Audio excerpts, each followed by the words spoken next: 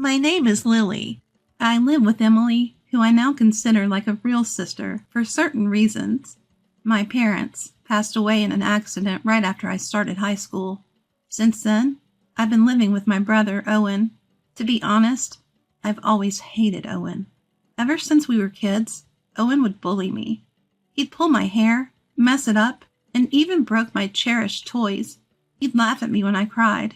Violence was the norm, and I had to endure his constant snide remarks. I've hated Owen since childhood. If Owen ever needed my help in the future, I'd probably abandon him. Owen is a selfish person who always thinks he's the best and hates losing.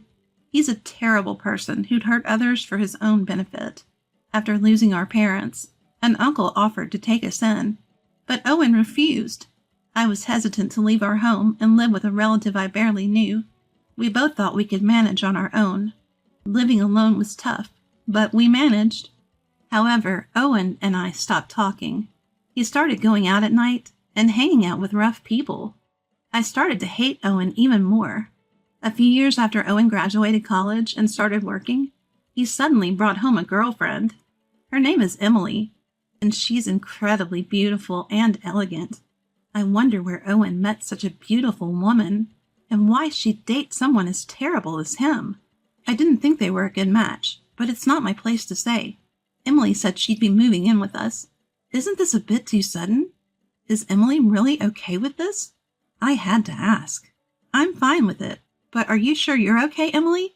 We had a little disagreement with my dad, but my mom said it's an experience. If her dad thinks it's reasonable, and they've all agreed, then I have nothing more to say. And so, a beautiful woman named Emily moved into our home. After living with her for a few months, I realized she's an amazing person. She took over all the household chores that I had been doing. At that time, I had graduated high school, but hadn't gone to college. I had no ambitions and was used to doing housework. Above all, I didn't have the confidence to do housework while going to university. But Emily encouraged me to find my passion, saying it's never too late.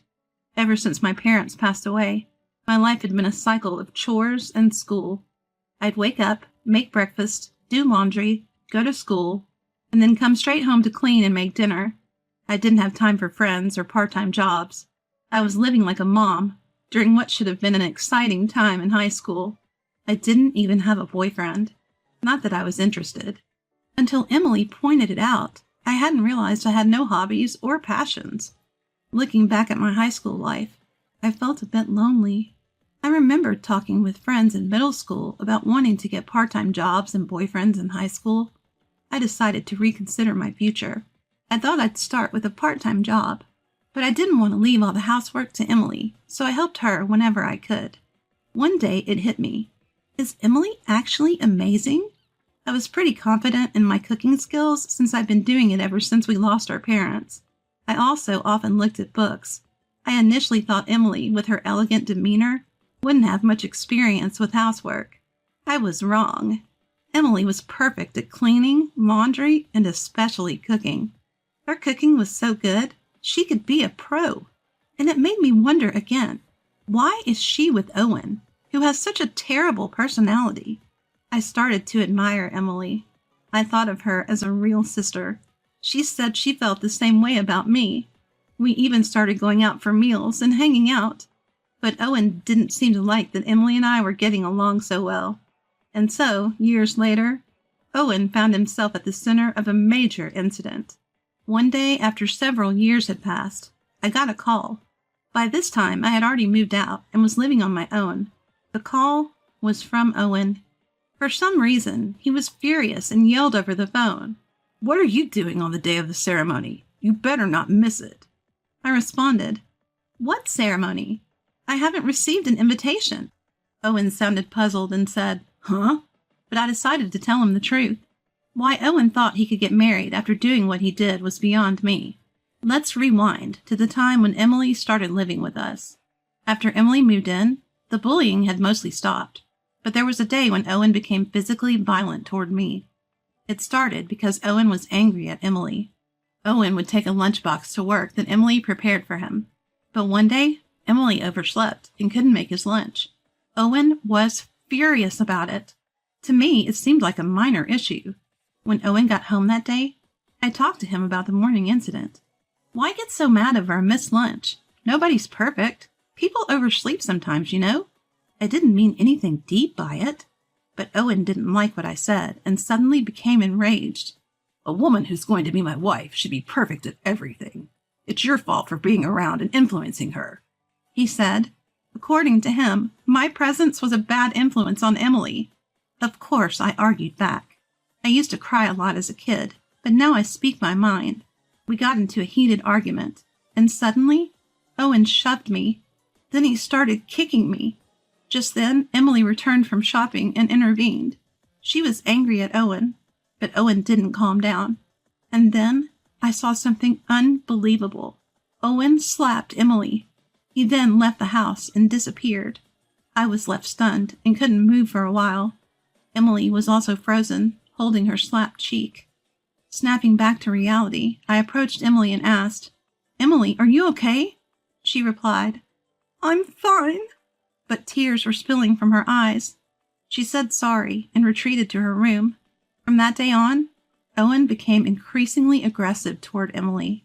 One day, I decided to talk to Emily. I was worried because she was losing her usual brightness. Thinking a change of scenery might help, I took her outside, and she ended up confiding in me. She was unsure whether to go through with marrying Owen. I immediately said she should break it off, and that there was someone better out there for her. Emily seemed a bit surprised. Talking to me seemed to lift her spirits a bit. On the way home, I said to Emily, "I'll always be on your side, Emily." Emily cracked a small, somewhat sad smile.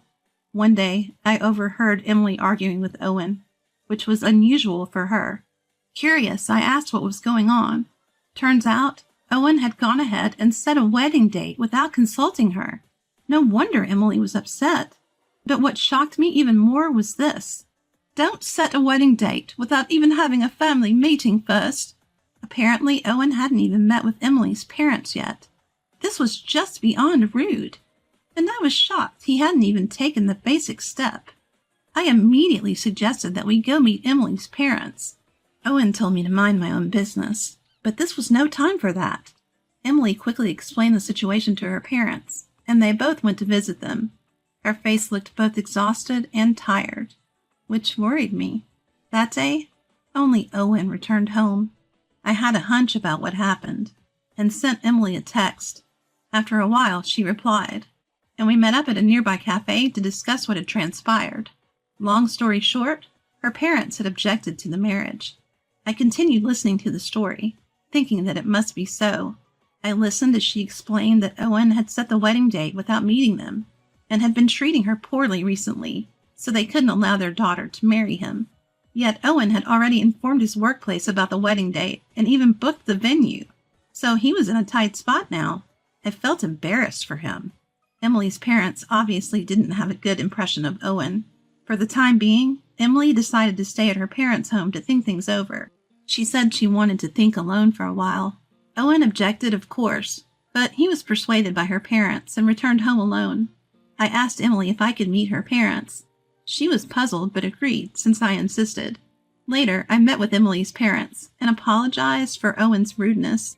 They were quite surprised, not just by the apology, but that someone as considerate as me could be related to Owen. I then shared everything about Owen, about Emily, and about how Owen had been treating her. And I asked Emily again, "Do you still want to marry Owen?" Emily responded, "I'm not sure." I suggested she should have a serious talk with Owen. She agreed, but when she tried to contact him to talk, Owen wasn't interested in discussing anything. Worse, he was still moving forward with the wedding plans. He even sent Emily a list asking her to prepare the invitations. At this point, Emily had had enough and finally decided to break up with Owen. She tried multiple times to discuss the matter with Owen, but it seemed like they could never have a real conversation. Every time she reached out, Owen would dominate the conversation and end it abruptly. She even texted him about breaking up, but Owen dismissed it, saying, "Enough with the jokes. Just prepare for the wedding." And so, the day Owen unilaterally decided would be their wedding day arrived, and Emily contacted me in a fury. I couldn't help but marvel at how well Owen had planned the wedding without giving it much thought. and I gave him a piece of my mind. You never took your conversations with Emily seriously, and honestly, I can't fathom why you think you can get married. No one's coming to this wedding. Plus, you quit your job without telling anyone? You've lost all credibility. With that, I hung up the phone. That's right, Owen had quit his job without telling anyone. Emily found out about this during an incident, and Owen had contacted her as well. Emily and I were together at the time, expecting his call. This is because I thought I would definitely get a call. What's going on? Why aren't you coming? Why isn't anyone coming? I've told you multiple times that I want to break up. You never listened. You even went ahead and planned a wedding, so I thought you might as well go ahead with it. Emily finally told Owen everything. She hadn't sent out invitations because she didn't want to get married. But he had told people at work about the date, so she contacted them to cancel the wedding to avoid causing them any inconvenience. That's when she first heard that Owen had quit his job. She intended to talk to Owen again, but given his usual attitude, she decided to let it go, saying, "Goodbye," and hung up. After hanging up, Emily looked relieved and refreshed. She apologized to me, but I was more than satisfied with the outcome. In the end, Owen had brought this upon himself. He never took his relationship with Emily seriously and made all the decisions on his own. If he had taken the time to have a serious conversation with Emily, things might have turned out differently. But that's neither here nor there now. Emily has been worried about living alone, but I had anticipated this and had already decided to move out and live on my own. I had even finalized the lease and just needed to move. Later, after moving, Emily and I continued to be as close as best friends. I told her I would miss her as if she were my sister, but she assured me there was no need to part ways. Since then, we've gone out for meals, hung out, and even traveled together. I spent my days working part-time, trying to find what I really wanted to do. Emily, being the incredibly capable and thoughtful person she is, also started a part-time job where I worked. Emily is the whole package: beautiful, talented, and incredibly considerate. She quickly became popular at work. One day, Emily mentioned she might be getting stalked by someone. Given how amazing she is, it wasn't surprising. Worried, I decided to accompany her home whenever possible. Then one day, it happened. Emily was attacked on her way home. I couldn't be with her that day because I was sick. I thought the stalker had given up, but it turns out they were just waiting for Emily to be alone. She was almost dragged into an alley, but a passerby happened to rescue her. Emily was surprised to see the person attacking her. It turned out to be my older brother, Owen. Owen was arrested. I heard about it the next day. During police questioning, Owen admitted he had been stalking Emily, waiting for an opportunity. He acted because I wasn't there to protect her. Hearing this broke my heart. As much as I despised Owen, I never thought someone from our own family would commit a crime. Emily was shocked, of course, but I was even more devastated. I apologized to Emily and her parents and thanked the person who saved her. Emily's parents were very kind to me. "If you don't mind, would you like to live with me?" But I decided to move out for now and return to my parents' house. It was empty now that Owen was arrested, but I couldn't bear to leave a house filled with memories of my parents and childhood. Emily suggested we could live there together. After some thought, I accepted her offer. So here we are, living together in my old home. Today, we're visiting my parents' graves. Emily came with me. In front of my parents' tombstones, I silently apologized for Owen's crime and my failure to stop him, all because I couldn't stand him.